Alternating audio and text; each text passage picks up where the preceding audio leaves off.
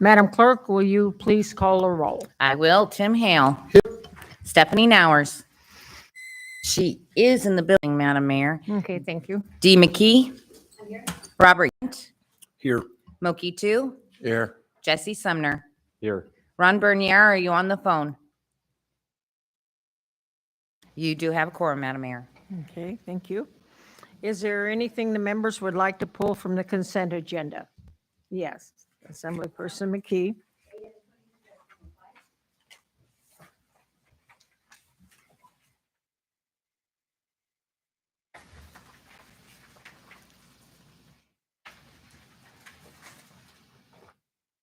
I didn't have my mic on, but. Okay, go ahead and say it so it'll All be right, clear in the record. Thank you.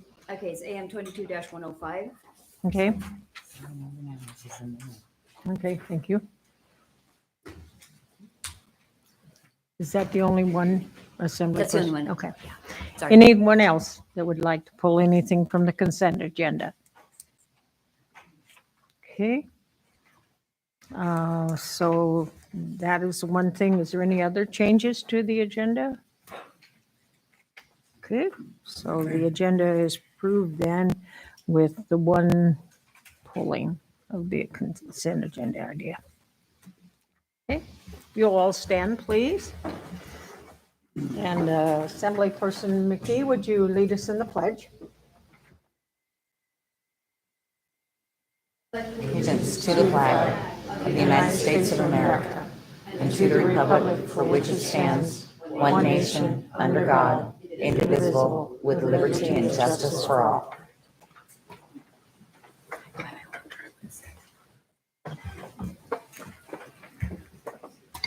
We do not have any minutes to be approved. The next item is agency reports. Do we have any reports from the cities?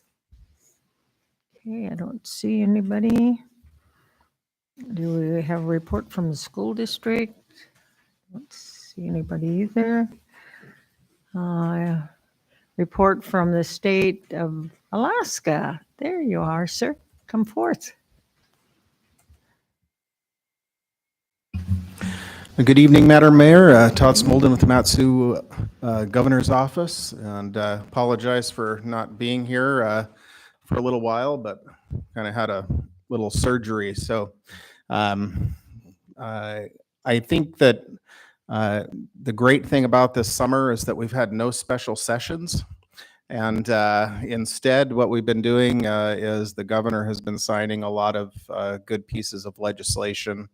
And that's so we often think about not much happening in Juneau, but there really were some positive things that came out of session with the governor's leadership and working with the legislature, and then also our own Matsu delegation. The READS Act, there's been some public safety legislation that was passed, and so the governor's been doing a lot of signings.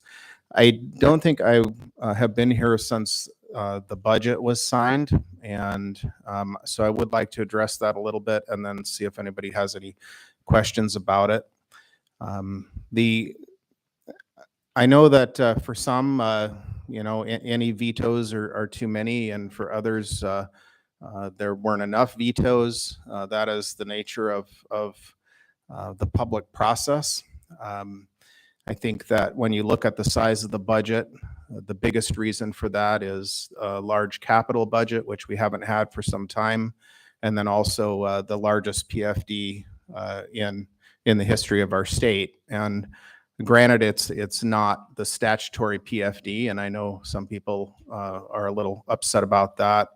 You have to remember that the legislature approves the amount of the PFD, and the governor only either signs that or vetoes that, and those are his two options. So, but when you look at the operating budget, with the exception of public safety and education, it essentially is flat funded, and that includes inflation adjusted.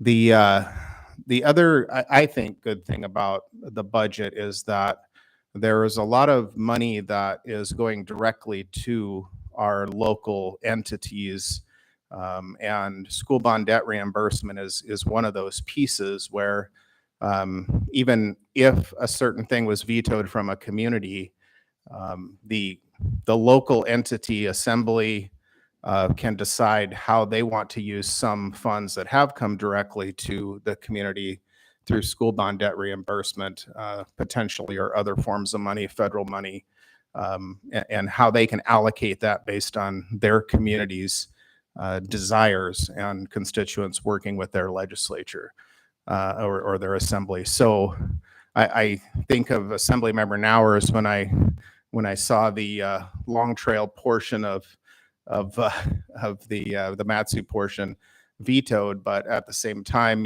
that's I think it was about $1.2 million. The borough is getting about $40 million in retroactive school bond debt reimbursement and other funds. So, that's a conversation that that the assembly can have with constituents. Likewise, whether it's paying off debt, Assembly Member Yunt, or other things that assembly members think they think are valuable, then this really gives local communities the opportunity to have those conversations about what they think is valuable, rather than the legislature and the governor dictating, what's going to be funded and what's not going to be funded. So I think there's some positives to that, and there can be some positives from the conversations had through that process. I don't know if anybody has any questions for me. I'm happy to try to answer them or deflect and find somebody else at the state level who can answer them, but I'll take questions if anybody has any. No? Welcome back, though. We missed you. Glad you're here, but I don't see any. Thank you. All right. Thank you, Mayor. Okay, the next is committee reports, and the borough manager will report on a recent joint assembly and school board committee report. Thank you, Madam Mayor. Yesterday, the school subcommittee met. The following items were discussed. Jason Ortiz provided, excuse me, an update on the conditional use permitting application from Durham School Services for their new potential bus barn location. We are anticipating a completed application from Durham in the mid-August timeframe, and likely submission for Planning Commission consideration in the October-November timeframe. Second topic was the district shared an update on professional learning communities. They call it PLCs. PLCs are a group of educators that meet regularly to improve teaching skills and the academic performance of students. So the big announcement here is, starting for this school year, 2022-2023, Mondays will be PLC Mondays. So students at participating schools will start 1 hour later on Mondays to allow educators to work together as a PLC. So for middle and high school students, they will start at 8:45 a.m. and release at 2:15 p.m. Elementary schools will start at 10:15 a.m. and release at 3:45 p.m. Almost all MSBSD schools are participating in PLC Mondays. However, the district has listed approximately a dozen schools that will retain their previous schedules. We would just encourage folks to refer to the district's website for more information on that. Obviously, with school starting here soon, that'll be a change for the community. Third topic was Houston High School construction. So the borough and the district agreed to hold an open house at Houston Junior Senior High School next week on Thursday, August 11th, from 4 to 6 p.m. So the district will host and will notify the school community. The district will provide an update on educational programs, and the borough will discuss construction activities and provide the community an update on the progress related to the construction of the school. Following the presentation, we'll take the group over to the new school for a site visit. We won't actually tour inside the structure, but we'll get up close to it and highlight some of the changes and new features that will be in that school. And we'll rotate the groups around so they have an opportunity to see the construction firsthand, engage with, architects, engineers, project managers to kind of learn and discuss and ask questions about the building and the progress of that project. The clerk encouraged me, right now I'm expecting the mayor and Mr. 2, since it's in District 5. If we think we have more than one other assembly member that may attend, the clerk would like to know that so we can advertise. I'm seeing a couple nods to your left, so I would say we probably should advertise. So again, that's Thursday, August 11th from 4 to 6 p.m. Actually, Houston already had their open house, so we're marrying this with that, and we'll just kind of carry it out and add on to what that's going to look like. So we'll be talking about that next week. And then finally, the group discussed the draft agenda for the upcoming Joint Assembly School Board meeting on September 13th. So there is a joint meeting September 13th between the two full bodies, and we have a draft agenda kind of put together for that. So that concludes the report on the subcommittee meeting. Okay, questions? No? Ready? The next item is Assembly Public Relations. Are there any public relation reports? Seeing none. Back to you then. All right, I'll be shorter this time. Just a reminder for the Assembly that the Emergency Services Demonstration Saturday, August 27th. So if you want to get in a turnout and participate, we'd like to make sure you're fitted for that. If you can't make it for the whole day, that's okay too. If you could just come spend an hour, a couple hours, whatever your day allows. I understand the fair will be going on at that time. So just wanted to remind folks of that event coming up in late August. Thank you. Mhm. The next item is the attorney comments. No. Okay. Thank you, sir. Madam Clerk. The clerk's report is in your red folders, and also in the clerk's report, it talks about candidate filing starts. Candidate filing is August 22nd through September 2nd. The packets will be available starting August 17th on the webpage and in the clerk's office, but you can't turn them in until August 22nd. And also, I emailed the Assembly. Somebody had emailed me questions about the election process and the equipment we used. I answered those. I provided those to the Assembly. I also gave you a hard copy just in case you hadn't seen it in your emails. But please, if you have any questions, don't hesitate and give me a call. Okay. Are there any comments on the citizens and other correspondence that was presented in the packet? Okay, hearing none, then they are presented. Madam Clerk, please read the IMs into the record.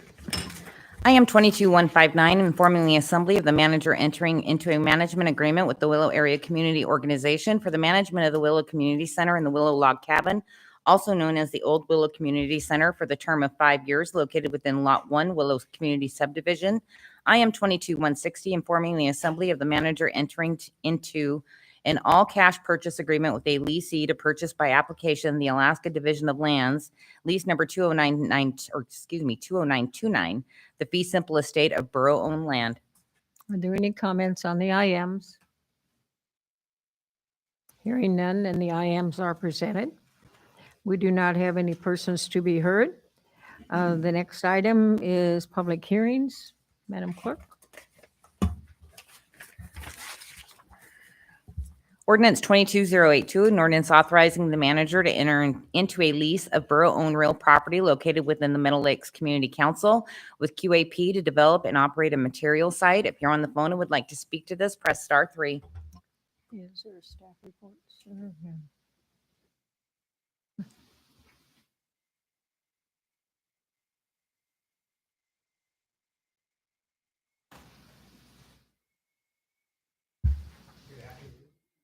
Green light. Good afternoon, Madam Mayor, members of the Assembly.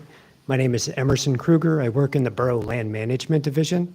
The legislation before you this evening would authorize the borough manager to enter into a 10-year lease with QAP to develop a material site on borough land.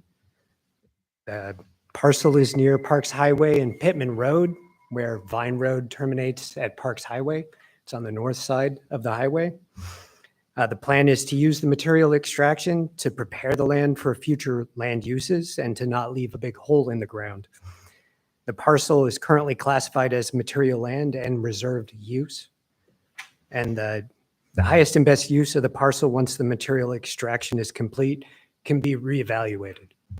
So that's just kind of the high-level overview. Questions of staff? Yes. Assemblyperson two. Would you repeat the location of the pit, please? Certainly, through the mayor. The parcel is located on the north side of the Parks Highway near Pittman Road, and it's across the road from where Vine meets Parks Highway. The physical address is from a small subdivision road, but that isn't part of the development plan for the parcel, so it's kind of hard to describe. It's also near the large QAP parcel in the Meadow Lakes area. The QAP pit that's already there. Correct. This connects to it, basically. Is that what it Yes. does? It does. And it connects further going toward Wasilla, not up into the area? Correct. Okay. I thought it was somewhere else. I Okay, thank apologize you. for that. No, that's, Any further questions to staff? Okay, thank you. Thank you. I will now open the public hearing. Anyone in the audience is welcome to testify on ordinance 22-082. And Caleb, do we have assembly person? No, we do not. Okay. We do have? Oh, okay. I thought you shook your head no. So, okay. Do we have a time for the record? When? Oh, it wasn't. Okay. Assembly person Benair, when, can you tell me what time that you signed on, sir, please, for the record? Oh, and the manager was going through his report. The first report on the school issues? Yeah. Yes, Okay. ma'am. Okay. Thank you, sir. Thank you. Okay, so now back to the public hearing on ordinance 22-082. Anyone like to testify? Caleb, do we have anybody? We do not have anybody online regarding it. Okay, so I'll go ahead and close the public hearing. And Deputy Mayor, I move to adopt ordinance 22-082. is there any discussion? Is there any objection? Just had a quick comment. I think this is a really neat deal that a lot of work went into with it's not my district, but just hearing from, the story with the Meadow Lakes Community Council and with QAP and working through a plan to get that gravel going and work with the community council. So it's just kind of neat to see something like this come forward. Appreciate it. Okay. Any other discussion? Is there any objections to the motion? Hearing no objection, the legislation passes. Madam Clerk? Ordinance 22084, an ordinance accepting and appropriating 2019 McKinley Fire Disaster Relief Funds in the amount of $99,616.79 from the Federal Emergency Management Agency and the State Alaska Division of Homeland Security and Emergency Management to Fund 445 with accompanying Resolution 22064, a resolution approving the scope of work and budget for 2019 McKinley Fire Disaster Relief Funds. Oh, staff, okay. Through the mayor to the assembly, Finance Director Cheyenne Heindel. This legislation before you is to accept and appropriate FEMA and state Homeland Security money to reimburse us for the debris removal that occurred during the McKinley fire. Questions of staff? Okay, thank you. I will now open the public hearing. Anyone that would like to testify on ordinance 22-084, you're welcome to come forth and give your testimony to the assembly. Caleb, do we have anybody online? No. Okay. Last chance. Okay. I'll go ahead and close the public hearing. And Deputy Mayor? I move to adopt ordinance 22-084 and resolution 22-064. Okay. Is there discussion by the assembly? Is there any objection to the legislation? Hearing none, then the legislation passes. Madam Clerk? Ordinance 22085, an ordinance approving the sale of real property acquired through tax foreclosure for delinquent real property tax year 2017 and prior and not needed for public purpose. If you're on the phone and would like to speak to this, press *3. Staff, go ahead. Thank you. Good evening. My name is Jill Ersick. I'm the Land Disposal and Foreclosure Specialist with the Land Management Division. June 21st, the Assembly approved an ordinance approving a list of parcels to sell at the 2022 annual tax tax foreclosure sale. This ordinance is asking you to approve the addition of one parcel to that sale. This parcel was taken in clerk's deed to the borough March of 2022. Generally, it's the procedure for us to hold on to properties for at least 2 years prior or from the date of clerk's deed. This property was brought to our attention and asked to be placed in this year's sale due to the state of the property and the amount of code compliance cases that are open against it, the junk and trash that is on this property, and the health and safety that this property, issues that this property is bringing to the borough. We're looking to put it in this year's sale to get it back into private hands. Questions of staff? Okay, I'll go ahead and open the public hearing then on ordinance 22-085. Anyone would like to testify?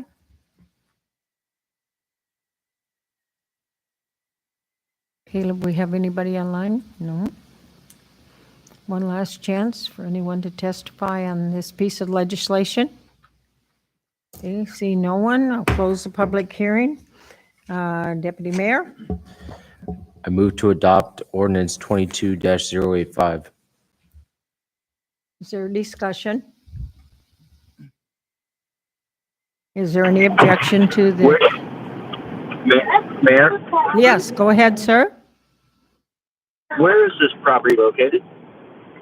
Well, I think there's a number of properties, but I'll let staff come back. This The one property, that they, the one that's added to it. Oh, okay. Go ahead. through the mayor, Sure. this property is located in the Willowa subdivision. The physical address of the property, let me pull that up, is 1524 North Pioneer Peak Drive, located Willowa, number 2, block 4, lot 15. Assemblyperson, does that answer your question, or do you have further questions? No, I was thinking of another one that could be added to it. All right, thank you. Thank you. Ready, so Deputy Mayor, he made the motion. Okay. Any further discussion on the motion? Any objection? Seeing and hearing none, then the legislation is passed. Madam Clerk? Ordinance 22086, an ordinance accepting and appropriating COVID-19 disaster relief funds of $12,149.39 from the Federal Emergency Management Agency with accompanying resolution 22065, a resolution approving the amended scope of work for COVID-19 relief funds from the Federal Emergency Management Agency. Staff? Through the mayor to the assembly, Cheyenne Heindel, Finance Director. This is an accept and appropriate of FEMA money again to reimburse us for EOC operations from December 2021 through March of 2022. Okay, questions to staff? Okay, I'll go ahead and open the public hearing then on ordinance 22-086 and resolution 22-065. Is there anyone that would like to testify? Caleb, do we have anybody online? No. One last chance for anyone to testify. Okay, I'll close the public hearing. Deputy Mayor. I move to adopt ordinance 22-086 and resolution 22-065. Discussion? Any objection? Hearing no objection, the legislation passes. Ordinance 22087, an ordinance accepting and appropriating $33,300 in anticipated project income during fiscal year 2023 for the rail extension project from Port McKenzie to the main line with accompanying resolution 22066, a resolution establishing the scope of work and budget for anticipated project income during fiscal year 2023 from the rail extension project from Port McKenzie to the main line. Staff? Through the mayor to the assembly, Finance Director Cheyenne Heindel. This is an annual legislation that we bring forward to you as part of the grant requirements for the rail extension. We have to recognize and appropriate what we anticipate as expected revenue for that year And that's what this legislation is doing. Questions of staff? Yes, Assemblyperson McKee, go ahead. Thank you. And where does this 33,300 come from? We are anticipating that it will come from lease and rental income from the properties that we acquired during the rail extension. So they were actual properties that Public Works we acquired, and we are operating them. We haven't sold them yet.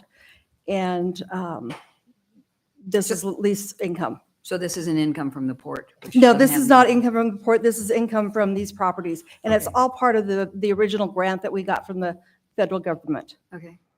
I have a question. What can you, it talks on page 1 of 2 of 22-066, and it talks about the scope of work. And it's got this long paragraph about all the things that a person is going to do with this: right-of-way acquisition, engineering, environmental work, security, bridges, drainage, blah, blah, blah. $33,300 won't get you a hand-lettered no trespassing sign. What are you going to do? What can we, I mean, why do we have to put that there? Well, the approval of the scope of work allows us to, if we do have any of those costs, to charge the costs against this income. Otherwise, we would have to bring back legislation individually to you to set a scope of work anytime we wanted to do something with this project income. I guess that's my question. What can you do with that little amount of money? If I had another 0 on there or another 3 or something like that, yeah, okay, we could do it. But you can't drive across it without. Right. And like I said, this is what we anticipate we're going to spend it on, but until we actually have an expenditure, I really can't tell you. Okay. This is just setting us up in case we do have the ability to do some work out there. Okay. Thank you. So through the mayor, Ms. McKee, so. Mike. I thought I hit it. That's my bad. So through the mayor to Ms. McKee, so this rental income and lease revenue will accumulate over time. So if we do have to go out and do some final surveying or something along those lines, this scope of work gives staff a latitude to use what funding has accumulated or what residual funding may exist from those grants to then go out and perform those duties. You're right. Generally, day to day, we're not doing anything with that project because we haven't received additional state grants to promote the project. But this, at least because the grants require any project income to come back to the project. It cannot come back to the borough proper. It has to go back into a project account related to the rail extension project.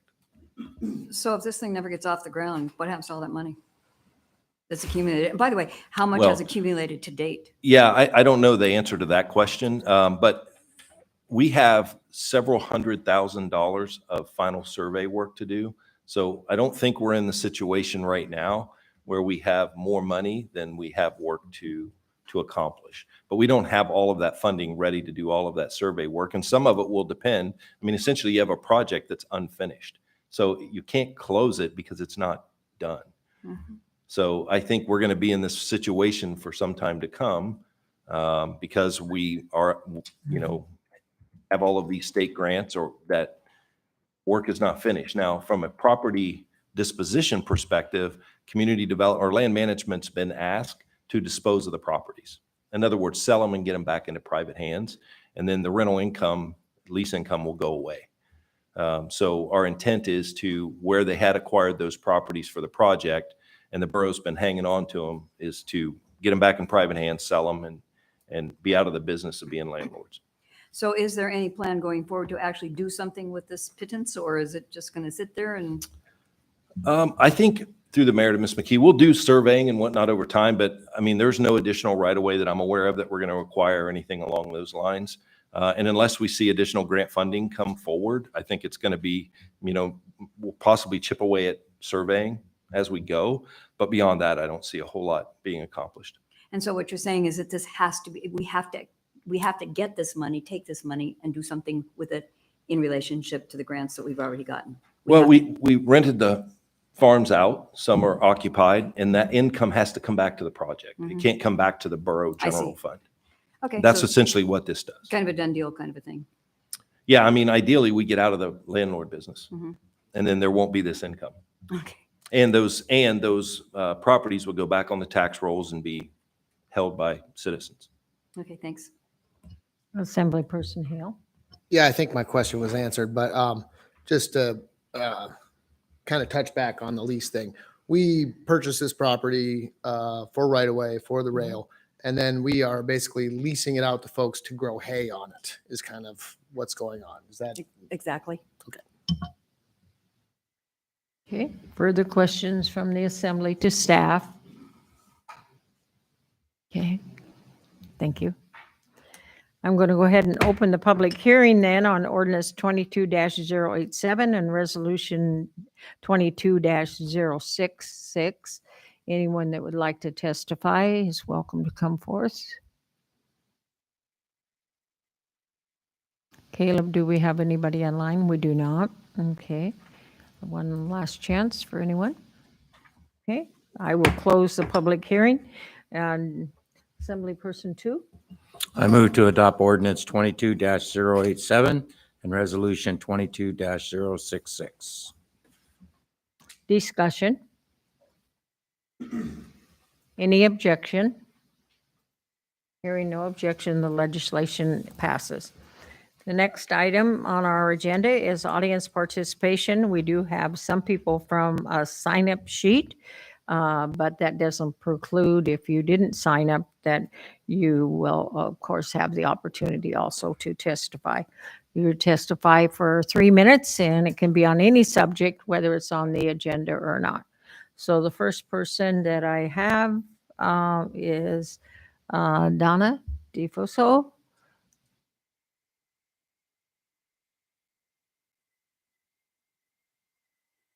Mr. Fusco, if I could get you to turn the mic on when you come up, please. Yep, just hit that button.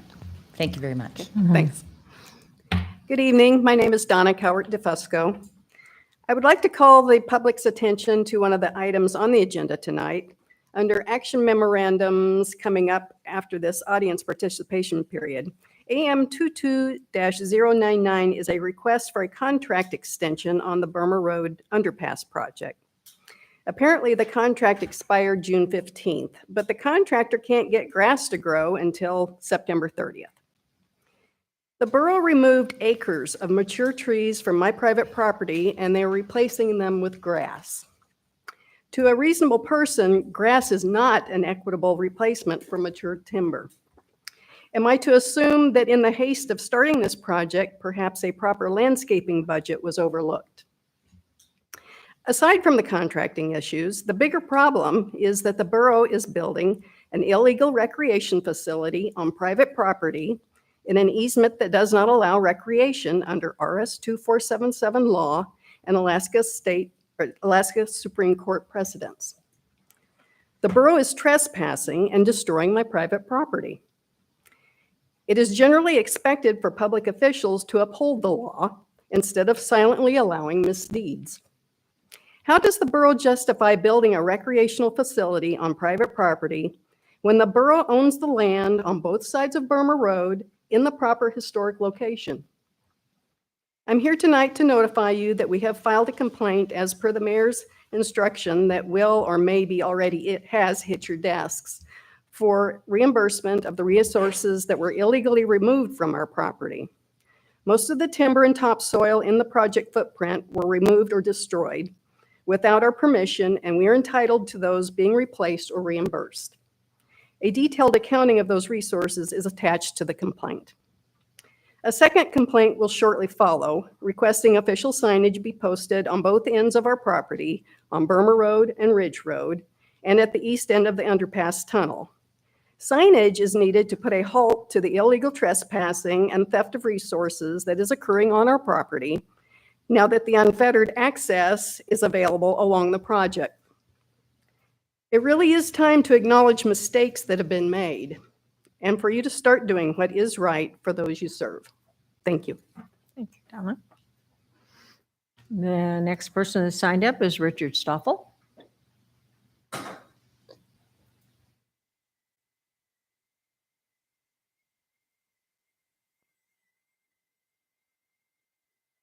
Supposed to push the button. It's green. You're good because it's green, sir, so Oh, you can okay. talk. Yeah. So I am Richard Stoffel, and I guess Stoffel. I read that. That's what You're Is even that what you're s- obeying the rules there? Okay, go ahead. Yeah, surprise, especially her. Anyway, yeah, so I want to talk again about my vote. That not only for me, but I believe for we the people. And so the problem that we have, and we have, of course, facts to back it up that you all have pretty much received, that the voting machines, there's no way to really make a voting machine truly accountable. And so, but I have a question. Why do you believe that they started using voting machines? Wonder if anybody could No, answer it's that. not a time for give and take, so you have to give us you the can't- answer. Oh, Give us the okay. answer. All right. Oh, good. I have the answer. Well,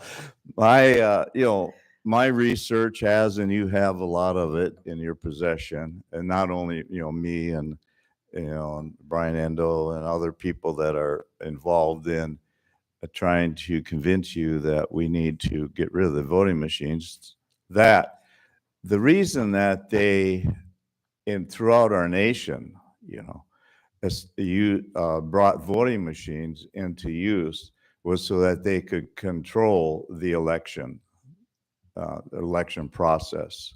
And so it's totally corrupt, because anything that causes my vote not to count is not corrupt. So also, we, as you know, we're in the process of trying to get an ordinance to get rid of the voting machines in the Matsu Borough. And so at the next meeting, we plan to present to you, which was asked for us, which great thing. Well, how are we going to, what's the solution to getting rid of the machines? Then how are we going to count our votes? Well, we're going to present that to the assembly on the 17th. And of course, we want to work with you. We're going to bring out what we believe, is a good way. Of course, y'all and the clerk and everybody, we all work together to find a way, a really good way to count the votes. And I think you'll see when we present this with more facts about the fact that this is done, and in places even in Alaska where hand counting is done, and also in places where there's big populations in other countries where the hand count is done, and can be done very efficient with accountability in the process. And that's the main concern, is to bring in accountability into the process. So I would say. Thank you. Ron Johnson?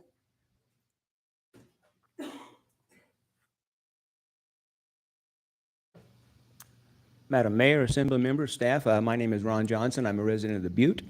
I'm here to speak against an ordinance that's upcoming. I think the first reading will be tonight, and that's 22-090, up to $24 million bond debt that you would like to put on the taxpayers. I know we'll go to a vote for the taxpayers, but this assembly has shown a great propensity to lower the cost for Matsu residents.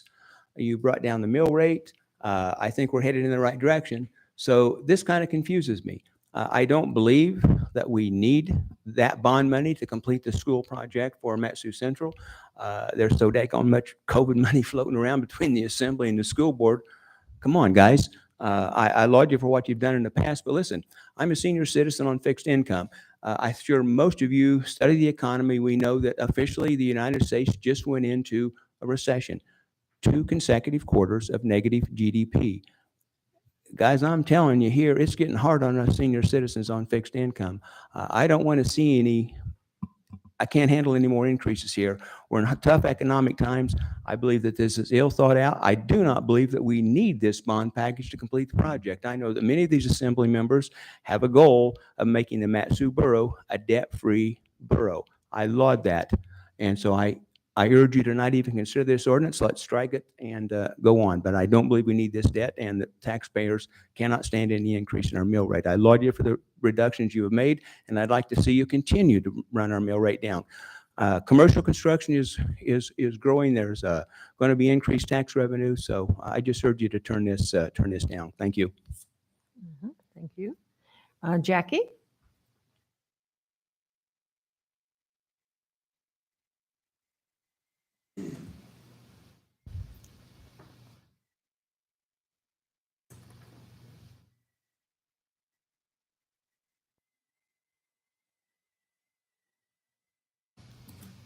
Madam Mayor and members of Assembly, my name is Jackie Goforth. I live in Greater Palmer.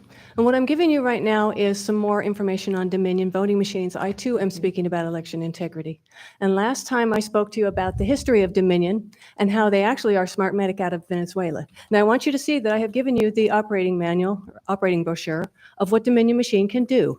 And it says Dominion's ready to make a difference in your next election, which is true. Number one, adjudication. Tells you how they do adjudication. Number two, these are things that are in the machine. Image cast remote. This product's not currently part of the US certification, but it is in the machine. Next, mobile ballot printing. Once again, it's not currently part of our certification, but it's in the machine. Next, ranked choice voting. They had that in there clear back to 20 years ago. It's not part of our certification, but it's in the machine. Next, ballot audit review. It's not part of our certification, but it is in the machine. Next, automated test decks. Now, the next thing I gave you is the instructions that came from a whistleblower on how you can put your own password into the Dominion machine and change it to anything you want. Okay? You'll see up on the top, it says Dominion voting. Now, why would you do that? Because there's a thing called adjudication, the number one thing that's in your Dominion packet.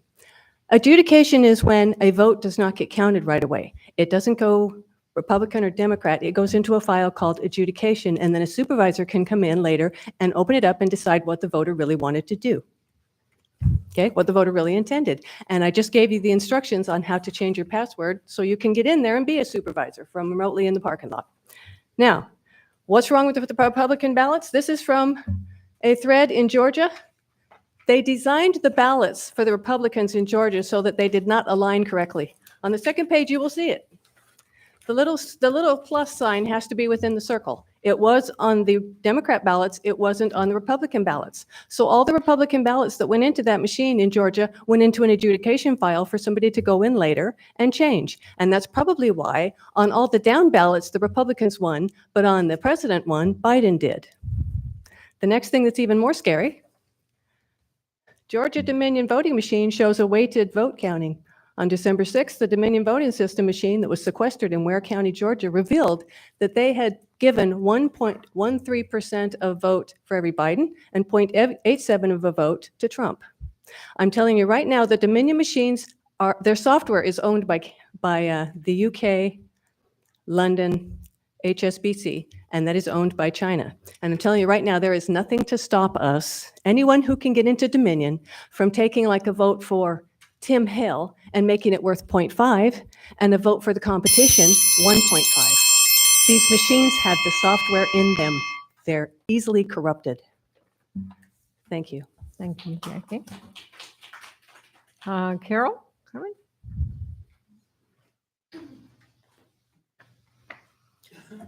Hello, my name's Carol Carmen. That was very concerning what I just heard. And the testimony before that was very concerning that I heard. And it is the testimony before that on Ordinance 22-090 that I'd like to speak to you. I totally agree with what Ron presented up here about the bond debt. We don't need any more debt, but I want to tell you my own personal perspective, and I know I'm not alone on this. 2 years ago, I was finally eligible for the senior discount, which came as a great relief that I could quit draining my savings thanks to Governor Walker stealing most of my PFD that I used to spend on my taxes. I was happy that year, but last year, my taxes, even though the mill rate was not increased, my taxes increased by 50%. This year, the other 50%. My taxes have doubled in 2 years. Doubled. I'm not a happy camper. And I've been complaining to my assemblyman for the last year. At least I have a savings I can dip into, at least for now. I wonder about those who don't. And should I really have to spend my savings on taxes so I don't become one of those other people who have my property taken from me because I can't afford the taxes? We don't need any more debt. We don't need any more increases. It should be lower. I thank God for thank you, Assemblyman Yunt, for the increase in the senior discount. I don't know if it's going to bring it back down to where it was when I started 2 years ago. But I certainly don't want it to start going back up again. So from a personal perspective, I'm asking you to not pass this ordinance. Thank you. Thank you. Bill?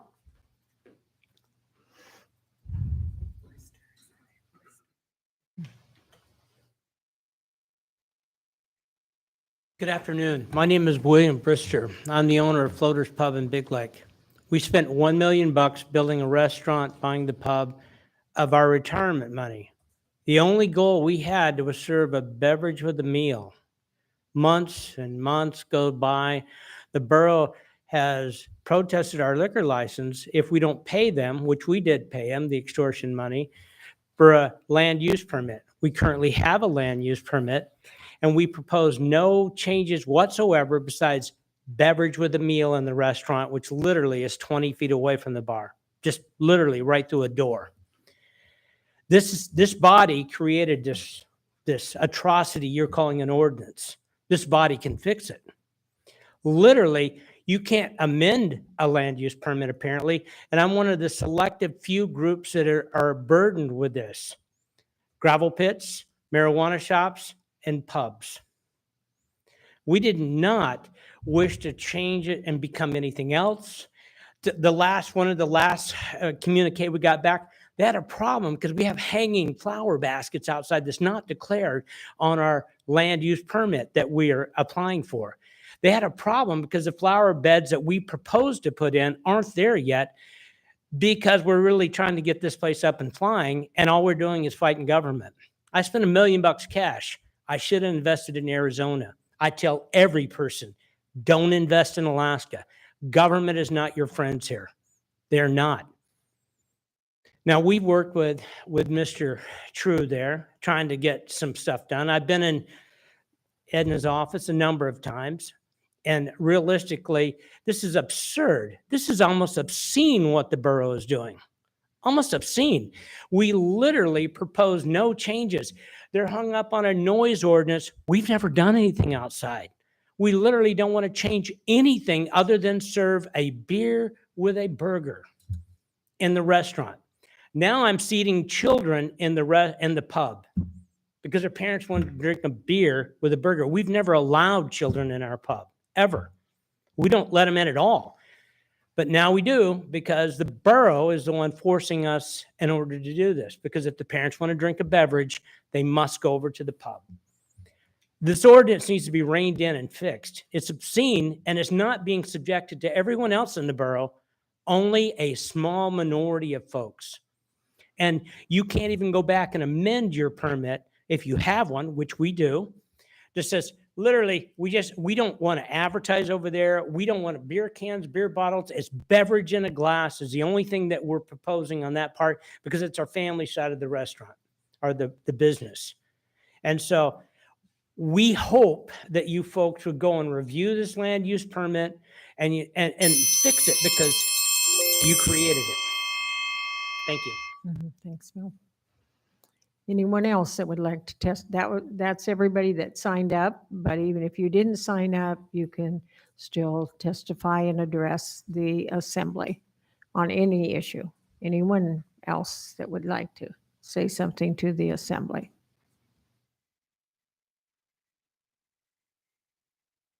Caleb, do we have anybody online? One person? Okay.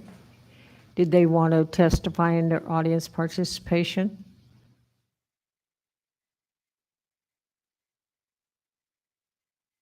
Hi, this is Brian Endel. I'm your true conservative candidate from Matsu Borough Assembly District 1.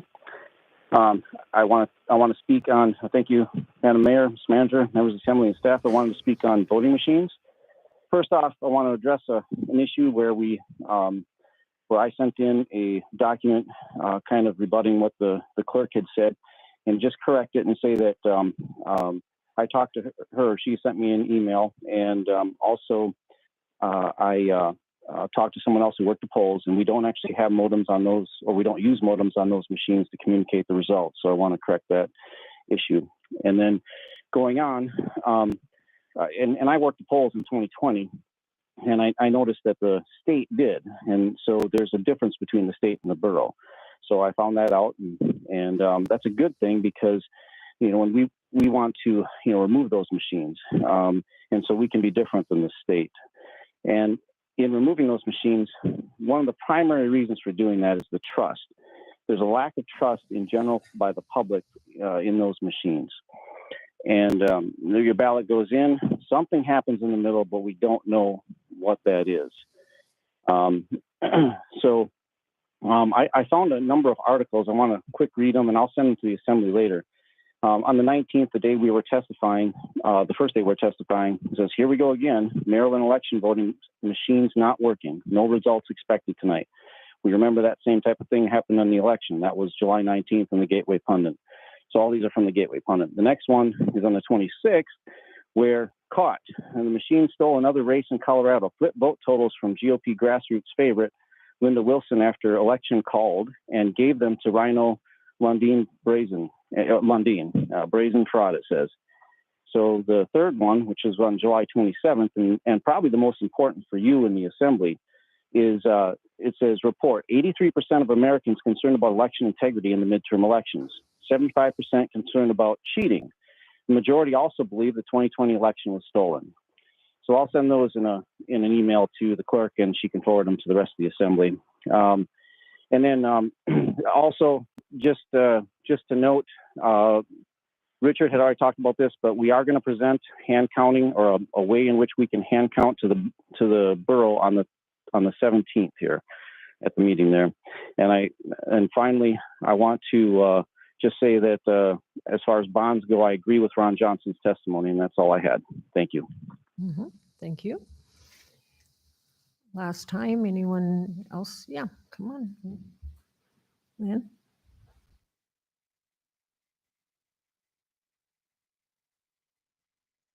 Hi, everybody. I'm Lynn from Big Lake, Lynn McCabe. And I agree with Carol Carmen and Ron about 22-090. People are really struggling to pay their bills right now, and putting a bond out there is probably unnecessary, especially if there's some money available elsewhere that we can look into before we would pass something like that. And for the elections, Dominion machines need to go.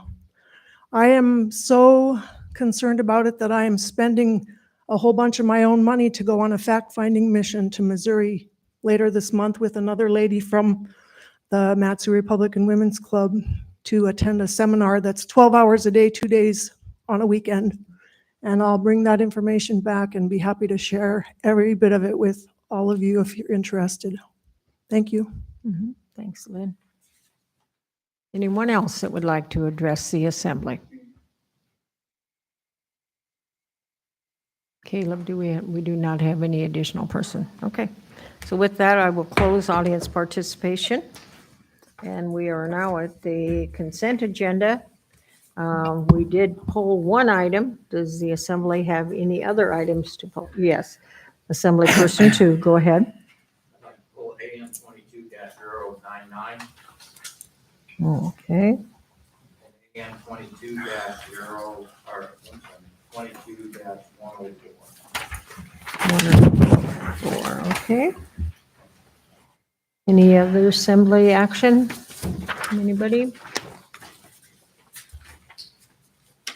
Okay, go ahead then, Madam Clerk.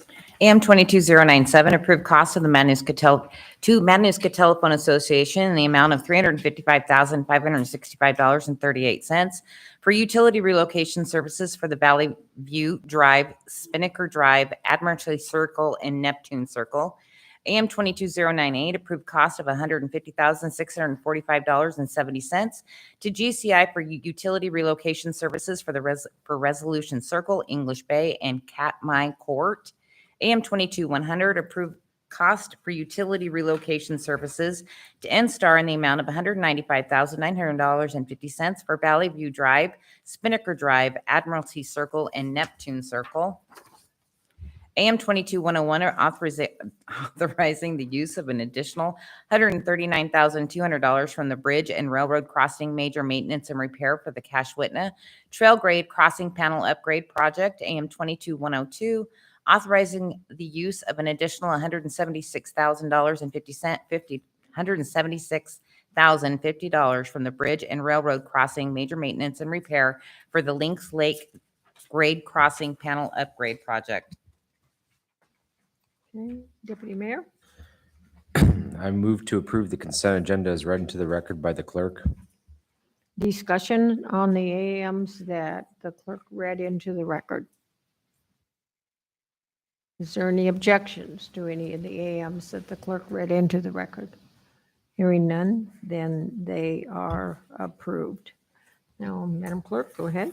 AM 22099, approval of contract extension for contract number 227P with K&H Civil Constructors LLC for the historic Iditarod Trail Underpass at Burma Road design build to extend the final completion time to September 30th, 2022, pulled by Assembly Member 2. Assembly Member 2, go ahead. I think when you put in a bid You for have these. to, I'm sorry, sir, you have to move it first and then we Okay, can so discuss it. I move AM 22-099. Okay, now go ahead for discussion, sir. Okay, so I believe when you put a bid in for the contract, it gives you a closing date of that contract. I would like to know why we're extending that.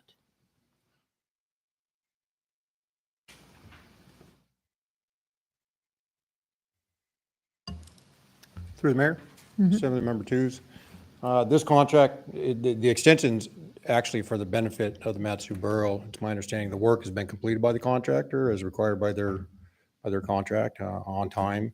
But because of the lateness of the year that the seeding was applied and due to the dry weather conditions that we had, the borough wants to be satisfied that the grass seed that was planted is actually sufficient and grows the way it was. And we were trying to have a time extension that keeps the contract current so that we can have the contractor react if we're not satisfied that seed is sufficiently growing. So are we saying that the contractor applied the seed too late? The contractor applied the seeding within his contract period. Thank you. Assembly Person Yon, go ahead, sir. It makes sense to me. We went through a really dry, hot period there, so I could see grass not growing very well. So that makes sense to me. I'm totally fine with the extension. I would like to make sure it's growing too before we close out the contract. I think that's only fair. I do have my concerns. I'd like to say I own my original vote. I wouldn't change it. I am grateful that there's going to be a safe passage underneath of that road for people, whether they're on a dog sled or whatever it may be. But I would like to revisit. I don't like to hear that there's not signage. I don't like to hear that we've taken down possibly way more trees than we need to. And so if we could maybe meet another day and discuss that, that's something that I would like to be possibly play a role in fixing. So grass does not replace trees. There's some things that maybe I'm missing and need to understand better, but I would like to know more about that. And I don't want to hear that the borough, again, I'll own my vote. I was a yes vote on this project and I would be again. that's for safety purposes, safety reasons. What I don't want to hear is that maybe we left somebody's property in less, you know, a less than stellar place than we found it, if that makes sense, right? So I'd like to visit that in the future as soon as possible, if that's okay. Absolutely. Thank you. Further discussion, but yes, Assemblyperson McKee, go ahead. Yeah, Mr. Fusco was talking about being reimbursed for trees removed, just pretty much what Rob was just saying. That will obviously then add more money to this project that we passed and whenever it was, I wasn't on board yet then, but is that right? I mean, if we do this, if we replace the trees or pay them the money, obviously, is that going to be eaten by that what's already been awarded as a bid, or is it going to cost more money to do that? Through the mayor, Assemblymember McKee, I understand the testimony you heard tonight during the public participation and the correspondence that's been submitted to the borough. It is a complaint that's been filed. It's been considered and being reviewed by Public Works and other departments. But to substantiate it right now, I wouldn't be able to do that for you. In other words, we're reviewing the complaint, whether or not it has merit, it's still being discussed. So if we pass this particular thing here, is This that has going to shut nothing to off? do with that complaint. I'm sorry, would you repeat that? This particular AM has nothing to do with the complaint that you're speaking of now. This only has to deal with an extension, a time extension of the contract that completed the work. So basically, this has nothing to do with any further reimbursement, but we can assume that if it goes in their favor, then we're going to get in addition to the original amount of monies that were put into this project. Would that be reasonable? I am not quite clear on what you're So let's asking me. just say- The AM that is being discussed right now has, other than it's the project, but it doesn't have anything to do with the complaint that was filed by the member of the public today. Okay, so two completely separate. Well, things. they're related in the fact that it's the Yeah. same project, but it has nothing to do with this AM. Okay. Further discussion, questions by the assembly? Okay. Is there objection to passing the motion to approve the AM? Yes, okay, all righty. So Madam Clerk, go ahead. If I can get you to go ahead and vote. Assemblymember Bernier. Yes. Thank you. Madam Mayor, it passed with Assemblymember 2 and McKee opposed. Okay. Then, that's okay.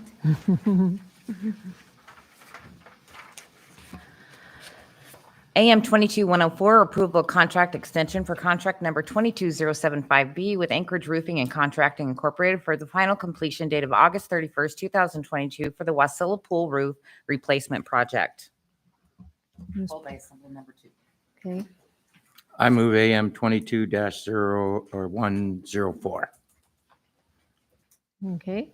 Do you want to speak to it, sir? Yeah, I'd like to know why we're giving them an extension. Okay. Staff?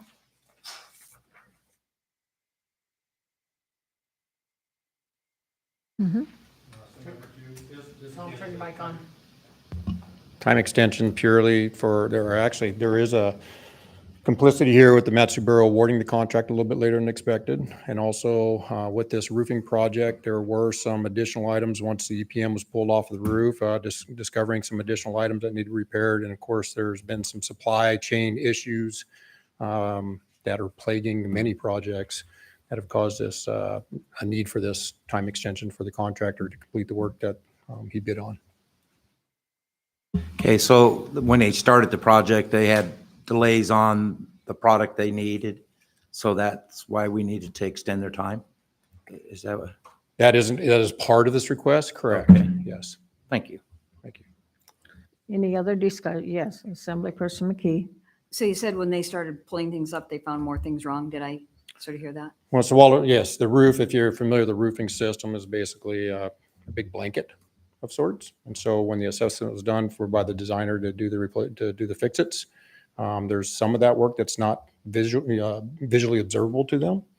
And so, yes, when this contractor started pulling some of that up, there were some additional items and that caused some delays in getting the rest of the work completed, yes. So I didn't go back and look like at this like I should have, but what is the additional cost? There is no additional cost with That's this, what I was with this thinking. AM. It didn't say, yeah. I mean, yeah. Okay, thank you. Sure. Not to be Assemblyperson Chu? picky, but what was the extra supplies, you know, kind of? No? You're challenging No, me. okay. I don't know the details, the additional supplies. I think just, I wouldn't necessarily characterize them additional supplies. I just think the materials in general that they expected to have to do the work that they bid on were taking longer. We're finding that in many projects. Yes, but if there's no more expense, it seems like they wouldn't have bought any more additional supplies. It's just the supplies they It's ordered just were getting taking the longer. delivery of the supplies they expected to purchase as, once they were awarded the contract. Yeah, I appreciate it. Thank you. Further discussion, questions by the assembly? Okay, is there any objection to the AM? Okay, Madam Clerk? I can get the members to go ahead and vote. You're voting on the approval of AM 22-104. Yes, go ahead, Assemblyperson. Assemblymember Bernier, Yes. it passed with Assemblymember Two and McKee opposed. Okay. Madam Clerk, I'm sorry. That's okay. I'll go ahead and read it into the record. AM 22-105, approval of contract amendment number 1 to contract number 22063P with Moffett and Nickel to add $156,470 for detailed design services for the Port McKenzie Pile Sleep Protection Project, pulled by Assemblymember McKee. Go ahead, Assemblyperson McKee. Yes, I move to, how do you say that? I move I move AM dash, 22-105. and now I get to talk about it. Yeah, now, yes. I'm looking at this page and and I see additional extension, additional. I'm thinking, doesn't anybody know what they're doing when they get these, when they bid these things? I mean, for crying out loud, if I bid on something, I think I ought to know what it's going to cost me. I have a friend who said one way to get rich in this borough is to bid really low and then come in and get all these extensions and additions and such, and then you'll be a rich man. That may be an exaggeration, but I am stunned as a new assembly member to see these constant extensions of things that we thought were going to be done this time, expenses that we thought we were going to cover, and now we're asking for more. And this one, we've got $156,470 for detailed design as a contract amendment. So I guess my second part of this would be, when we do this, if we do this, are we moving into the grant money, that seven and the shared, the 7 million from the feds and then the 2 million that we had to put up for matching funds? Are we moving into that when we do this? That scares the living liver out of me. Go ahead, sir. Through the mayor to Ms. McKee and the assembly, I will remind the assembly, we had this discussion on the record Yep. a couple of months ago about our approach for awarding this portion of this EDA grant. So Moffett Nickel was, through the RFP process, so competitively solicited, won the contract for design for the Pile Sleep Protection Project, which is a portion of the EDA grant. So we discussed that we would move forward with the assessment phase, because without looking at the piles to determine their condition, it makes it difficult to design a correction or the sleeves that you want to install over those 64 piles. Mhm. So we moved forward with awarding a contract for less than $100,000 because code allows for that to occur, with the intent of completing the assessment, having that assessment done, and then bringing forth a change order, which is what this AM does, to then design the corrections based on the assessment of the existing conditions of the piles at the port. So this was always the plan. This is not news.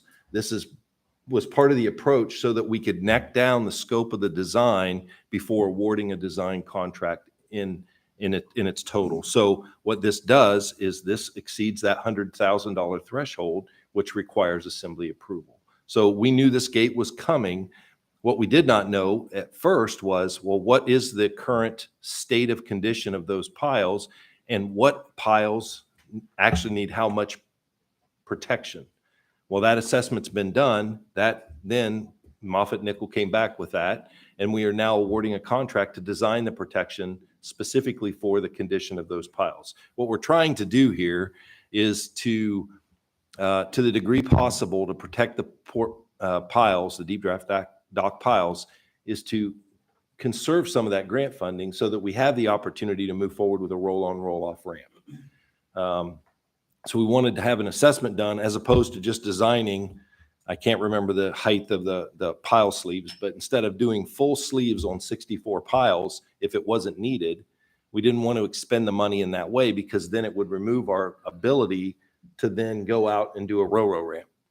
So this was the approach we discussed. And if I'm not mistaken, we discussed this before we move forward because we knew this would be coming and that the assembly would look at it and go, why are we doing this? And here I am. So I just want to, like, this wasn't something that we were trying to do behind the scenes. It wasn't that we didn't think through the process or understand that this would be needed. Now, odds are, once we get this design done and we get an engineer's estimate, and we're in a position to bid out the port pile sleeves, we will probably be looking for another change order for design to then design a row ramp. But until we know the extent of the cost of constructing the pile sleeve protection, we're not in a place to award the design contract for the row ramp. So we're phasing it, I guess, I just explained it in a really long way when I could have just said we're phasing the project. That's been the intent from the beginning. To answer your other question, yes, this is going towards that EDA grant. I think it's prudent because it's difficult to answer some of the questions that the assembly or anyone might have about what we should do at the port without doing the assessment and starting to move the design process forward. I think where the assembly really will want to make sure we're doing the right thing is when we go to award a construction contract, when we're actually awarding millions of dollars, that's where the hooks would really be sinking in from EDA for our requirement to maintain this for the useful life of the port, which we estimate to be about 15 years. We're not to that gate yet. This gate gets us the information that we need to make that decision. Does that get there? Yeah, it was kind of, I do recall the discussion, and it seemed that whole discussion centered around the fact that we were kind of changing the personality of the port kind of thing, which got me kind of more on board than I have ever been before. Yes. So that's part of this thing saying, if we move in that direction of it being strictly this pie in the sky port, but actually into some other kind of an enterprise, that's what this is saying. We want to have something, we want to have it intact to give us that choice to do that, to actually move forward. Yeah, so through the mayor to Ms. McKee, we are planning a port update on September 6th at the September 6th meeting. So we'll talk about this in more detail. There's about 4 items we're going to be talking about. We were just trying to lay it out we're trying to line up some other things to be able to discuss on September 6th that just aren't ready. But yes, this EDA grant would preserve existing infrastructure for the deep draft dock, which was the original intent of the EDA grant when it was applied for 3 or 4 years ago. What we're trying to do to change the personality, if you will, using your term for the port, is to preserve funding to be able to develop a row ramp. That's how this really affects how the port might do business differently moving forward. Is, we've got this infrastructure we need to protect. Let's do that, but let's right size that so that we preserve funding to then be able to do something different that might create economic development opportunities at the port that don't exist today because we don't have a ramp. Okay, you got me. Thanks. Assemblyperson Hale. Thank you, Madam Mayor. I was just going to say, I really like the phased approach we're taking with this specific project. And, I've worked on multi-million-dollar projects pretty much my entire adult life. And in defense of the borough and these contract extensions and change orders and stuff, I don't think I've ever been on a project that didn't have at least one change order or a contract extension, and usually both. So, Assemblyperson Yount. I'd like to speak briefly on the port there. So it was, I don't know, 6 or 8 months ago, maybe, Ms. Dolan, I had one of Alaska's largest suppliers at the table, and we started negotiations in hopes that we could land quite a bit of revenue out at the port. And Teresa took over after I got on the table, was brilliant through the whole process, we could not safely do business with them because we don't have a railroad dock. I don't know much about ports. I know a lot about finance and stuff, but we couldn't do business safely with them. Our tides changed so drastically, they couldn't unload their barges. And they said, with all due respect, come back to us in the future when you have one. I'm hopeful that eventually this EDA grant's awesome, right? It is a grant. There are strings attached. We have to be careful. If we take all that money, we do have to maintain things as stated by Mr. Brown, but we can't stay stagnant. We either got to bring in more business or shut her down. And I don't think shutting it down is a good idea. So I'm hopeful that we do eventually get that railroad dock. I'll leave it at that. Further discussion, questions by the assembly? Okay, the motion before you is to approve AM 22-105. Is there objection? Okay, so seeing no objection, then the legislation passes. Introduction for public hearing on August 17th is Ordinance 22089 and Ordinance 22090. Okay, Deputy Mayor? I move to introduce the legislation as read into the record by the clerk and set the public hearings for August 17th, 2022. Okay, And Madam discussion? Clerk, Go ahead. oh, do we skip unfinished business or? Oh, sorry, it is under. I said I You would scared remember me. that. Is there discussion on the motion to set the two public hearings? I'd just like to say for the audience, normally we meet on Tuesday night. You will see that for these two public hearings and for our next assembly meeting, we'll be on the 17th instead of the 16th, because the 16th, of course, is primary and a number of things going on. So, so just be sure that if you are interested in testifying on these or even attending the meeting, it will be on Wednesday, the 17th instead of the 16th. So is there any objections to setting these two items for the public hearing? Okay. I didn't see any. Hearing none, the legislation is introduced. Deputy Mayor on the vacancy report. I move to confirm the mayor's recommendations as follows. Local Emergency Planning Committee, Richard Best, removal of Ruth Ann Jostin. Discussion on the vacancy report. Any objections to passing the vacancy report? Okay, the vacancy report has been approved. We do not have any referral business. There's no new business, and there are no referrals. The next item, Madam Clerk. Reconsideration 22063, an ordinance repealing MSB 1530 official streets and highways plan map, amending MSB 1755-4 by striking the unused definition official streets and highways plan, and adopting MSB 152430B46 official streets and highway plan 2022 update. Okay, so Assembly Person McKee, do you still want to reconsider? And if so, I need a motion. I do. I move OR 22-063. Move to reconsider it. Move to reconsider 22-063. Okay. Okay, and then would you like to address it? Yes. Okay, go ahead. When I first saw this thing, and I, was reading through my packet when it came up the first time, all I saw was striking the unused definition. Well, that just seems like a matter of semantics, so I didn't really pay any attention to it. And I thought, well, that's cool. Let's just go with that. And then I opened it up and I started looking at some of the things, and I particularly looked at an area that doesn't affect me directly, but certainly affects some folks in my district. And I started asking some questions, and by the time I had sufficient questions, I came back and moved to reconsider. I spoke with a couple of people who said, do you really know what is being proposed here? And I said, actually, no, because during the meeting, I said it looked like the maps looked like a plate of spaghetti that I couldn't figure out. And after I looked at them again, I really couldn't figure them out. And I said, well, 27 years ago, they talked about a little dog leg through valley block and concrete. And that I was personally involved in. And they said, yeah, that's where that new route is going to go. So I hadn't thought about it in 27 years. About 5 years ago, apparently, some folks named the Armisteds and there's some airline pilot or something like that. this was discussed to them and they thought that they had successfully beaten it back.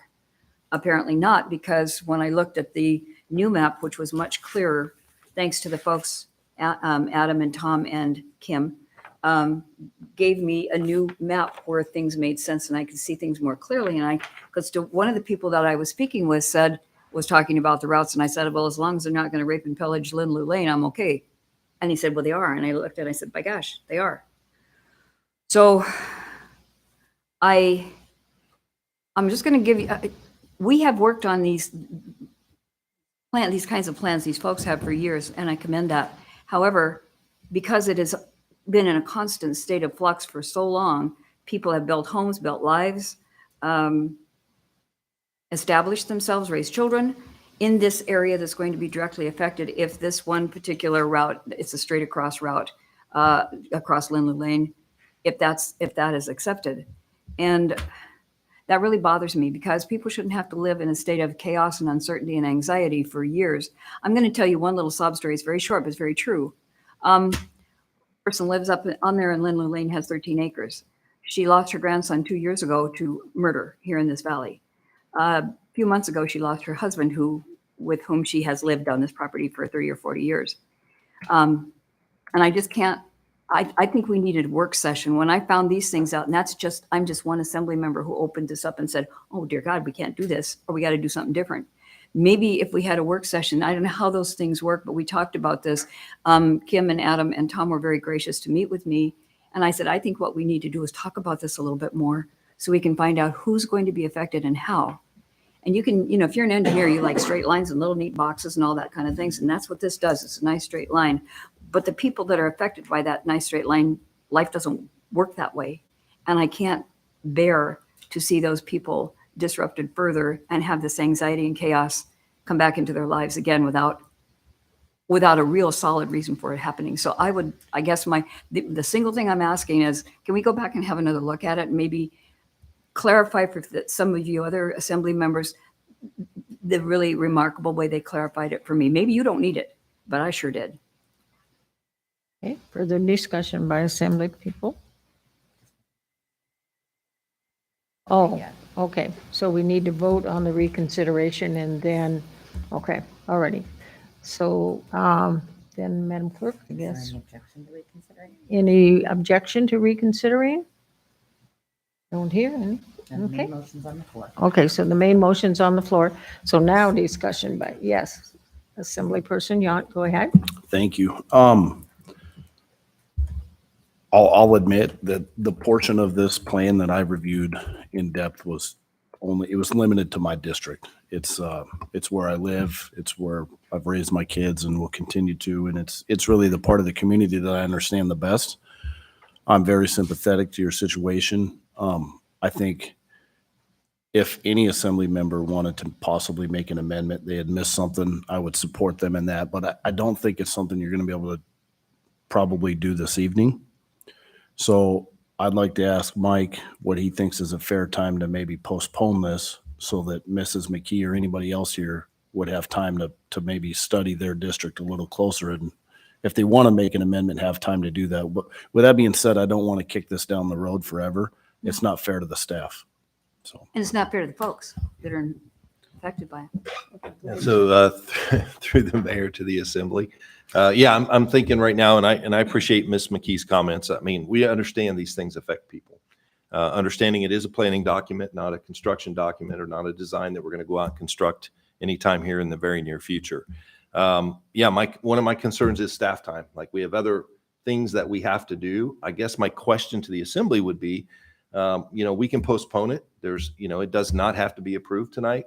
I guess my request would be, is there an expectation that we're going to go back and revisit the public process? I mean, this went through multiple boards and commissions to get to this point. So I just want to make sure I understand, what is your expectation of staff in terms of what do you want us to do differently, or do we just postpone it and give the assembly more time to consider?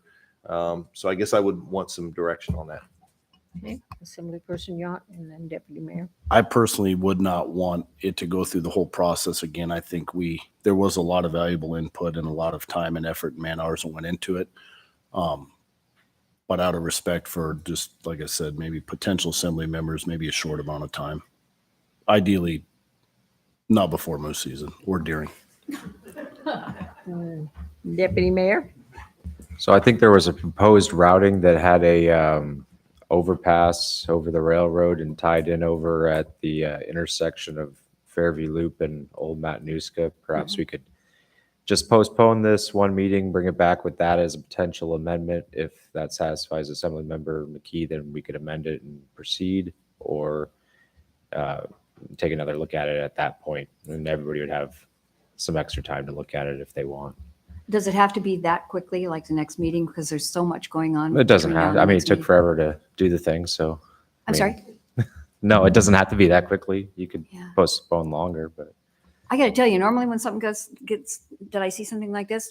I'm hitting the trail and I'm talking to people. I couldn't bear to go to the Armisteads, by the way, and say, oh, by the way, sorry, your husband died and your grandson died, but now they're going to take your property. I'm sorry, I was not up for that.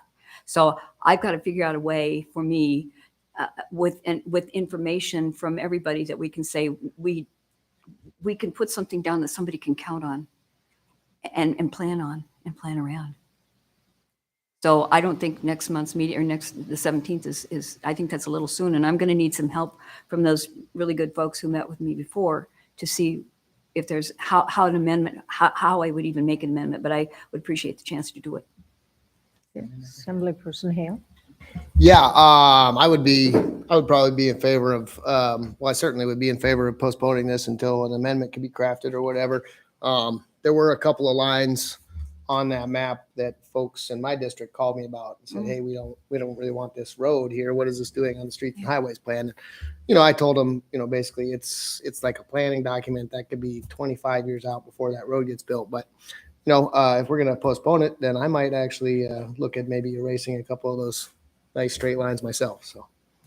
Yeah, because one of the discussions was, the folks said, well, it could be 30 years from now. I said, yeah, but it could be 5. So do these people wait 5 years, 30 years? I mean, I just don't think we can proceed in that way. So somebody make a suggestion as to time frame, because I don't really have one. Assemblyperson Yount, go ahead. I'll open the bidding with the motion for the first meeting in November. Oh, good. Yeah, there isn't. Okay. We'll There's get a the second date meeting. There's here only from one the- meeting in November. But it's still the first meeting. That's true. That's true. Nope. So what date is it, ma'am? November 22nd. Oh, good. Okay, so later in the month, even though it's the first meeting, right? Assemblyperson Nowers, go ahead. I don't have any objection to that. If staff doesn't have any objection to doing that, I just kind of piggyback on what Tim said, that this is just an overall plan. Like I don't think no matter what line we put on there, we're not going to take that to the bank. So if we spend a bunch of time, if there's something major you want change, let's think about that. But I don't think we should spend all our time trying to draw perfect lines, because those could change. Okay, so the amendment on the floor is to postpone until the 22nd of November of 2022. Discussion on that amendment. Objection to that amendment. Okay, don't see any objection. Okay, that's over and done with, huh? Okay. So the next item on our agenda is Assembly Mayor and staff comments. Mr. Attorney, we'll start with you. Comments? We didn't even come up with for those that don't know, our regular attorney is, well, we won't even tell you where he is vacationing on, but because it just makes all of us envious.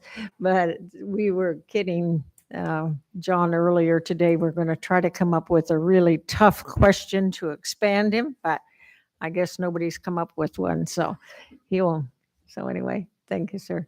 Assemblyperson McKee, do you have discussion or comments? No. I guess only to say thank you. Assemblyperson 2, good. Assemblyperson Hale, Mike, clerk. I just want to, it's important for me that not only the assembly understands that what we use here at the borough, but also the public, that what was passed out earlier are add-ons that the borough does not have. We do not adjudicate. We do not do overseas ballots. Dominion does not create our test decks. So please, if you have any questions, let me know, but we do not have any of these items. These are add-ons that we have not purchased. Assemblyperson Yon. Assemblyperson Hours, Deputy Mayor. Yeah, so the gentleman that testified on the permitting issue, I would like to think that the Matsu Borough is pro-business, and I find it disturbing to hear, and I don't know the facts of the matter or whatnot, but to hear that somebody and I certainly have seen it in some cases before, has been really put through the ringer on a specific permit.